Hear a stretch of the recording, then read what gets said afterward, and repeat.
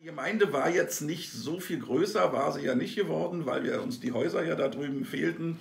Aber eben in einer Gemeinde, die größer war, weil sie viel mehr Besucher schon damals hatte, obwohl das noch gemessen an dem, was dann kam, Popelzahlen waren. Aber es waren für uns schon so viele, die dann da, ja, alleine wie viele Leute damals hier heiraten wollten oder sich haben taufen lassen wegen Ost-West-Sachen und so, die dann wirklich an diesen Ort auch gekommen sind.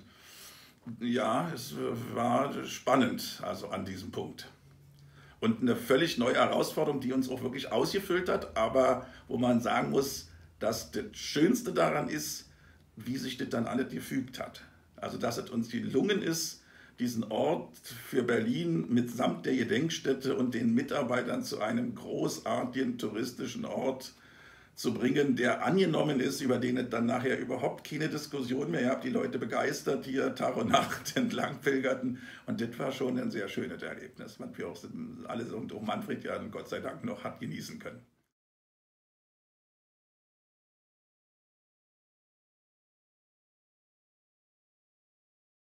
Und dann veränderte sich ja hier drüben die Bevölkerungsstruktur fundamental. Also zogen da auf diese Seite, die ja eigentlich zur Sprengung fertig war, da waren in den Häusern ja überall schon die Leitungen gezogen und gebohrt und sollte gesprengt werden, das ganze Viertel.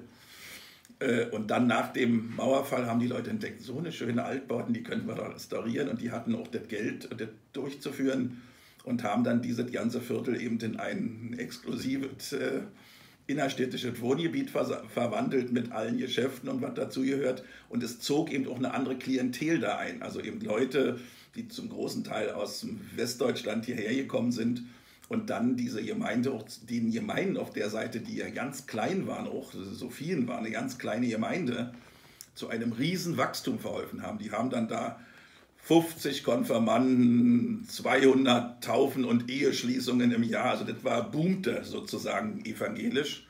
Die bekamen ja dann auch alle Kinder, ganz kinderreiche Gegend.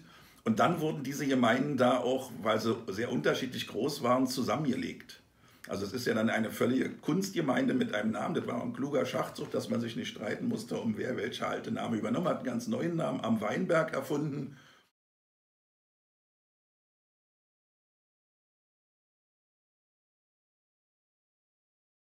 Die waren dann eine Gemeinde, die sozusagen für die Leute hier auf der Seite, die ja Bewohner im sozialen Wohnungsbau waren, zum größten Teil eben durch diese Sanierung und eine ganz andere Klientel und auch zunehmend nach der Jahrtausendwende sich so hin veränderten, dass die Auswanderungswellen aus der Sowjetunion, der Russlanddeutschen, dann der des Jugoslawienkrieges und so, die dann alle hier unterkamen, weil das große Wohnungen waren, die hatten große Familien und bekamen diese Wohnungen natürlich, weil die Deutschen so viele Kinder nicht mehr hatten und von denen sind dann auch viele urban nach draußen in die neu entstandenen Vorstädte umweltig gezogen und sich das Gemeindegebiet sehr verändert hatte.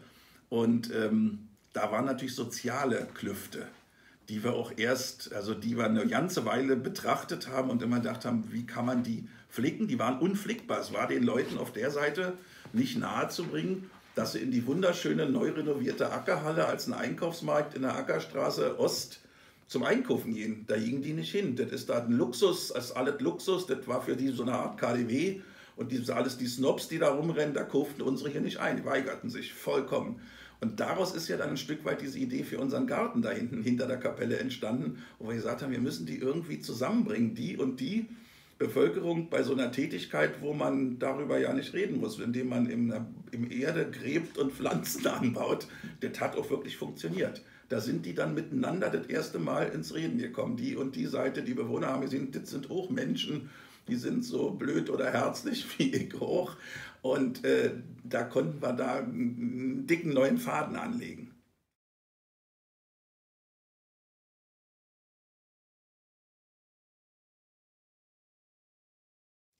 Dass dieses Stück Stadt, was ja hier mal auch historisch ein ganz wichtiger Bezirk, Region Berlins war, ähm, mit dieser neuen Geschichte und den Menschen, die hier sind, dass die zusammenkommen und so eine eigene neue Identität entwickeln, dieser Vorstadt hier vom Kern von Berlin. dass das funktioniert. Und zwar über diese Grenzen der verschiedenen Ethnien und der verschiedenen Religionszugehörigkeiten, die wir heute hier versammelt haben.